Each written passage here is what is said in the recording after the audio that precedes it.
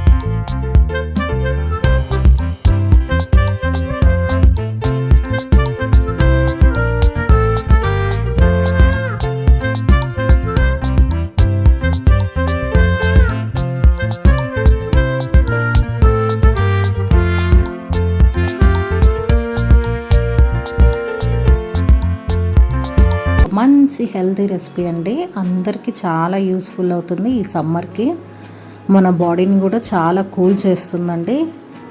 దీనివల్ల చాలా మంచి బెనిఫిట్స్ కూడా ఉన్నాయి. అది వచ్చేసరికి రాగి జావా అండి. ఇష్టం లేని వాళ్ళు కూడా ఇష్టంగా తీసుకుంటారండి. ఒకసారి నా ప్రాసెస్లో ఇలా ట్రై చేసి చూడండి.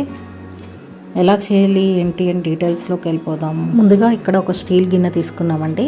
దాంట్లో ఒక పెద్ద గ్లాస్ నిండా వాటర్ తీసుకుంటున్నాము. దీంట్లోనే ఈ వాటర్లోనే కొంచెం సాల్ట్ అండి, రుచికి సరిపడా సాల్ట్ కొంచెం వేసుకుంటున్నాము. ఒక ½ టీ స్పూన్ జీలకర్ర కూడా వేసుకుంటున్నామండి.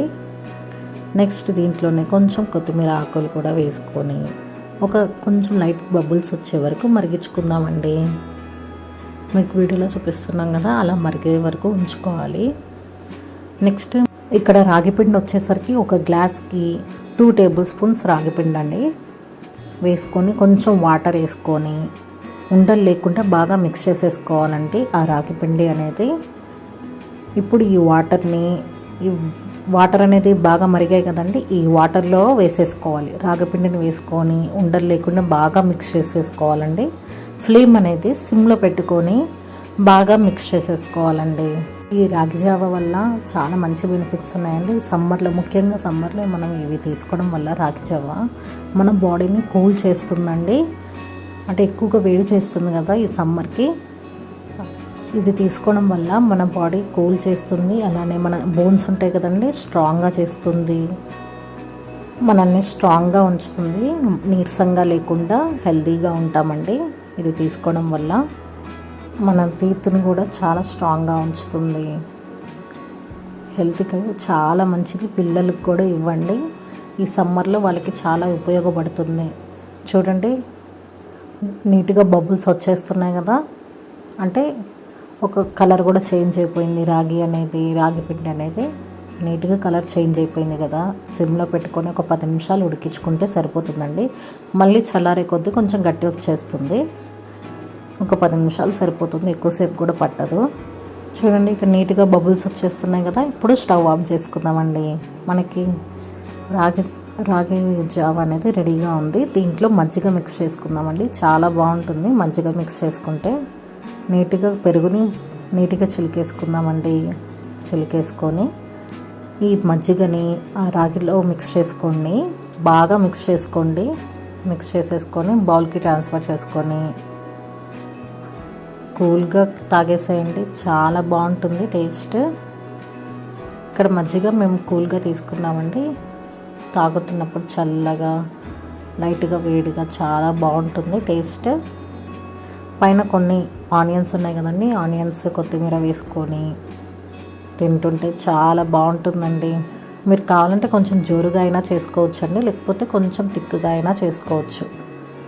మీకు ఎలా తాగాలనిపిస్తే అలా తీసుకోవచ్చండి. కానీ దీనివల్ల చాలా మంచి బెనిఫిట్స్ ఉన్నాయండి. మన బాడీకి కూడా చాలా ఉపయోగపడుతుంది. తప్పకుండా ట్రై చేయండి ఇట్లా. ఓకే అండి, thank you so much. Please like and subscribe to my YouTube channel. Thank you.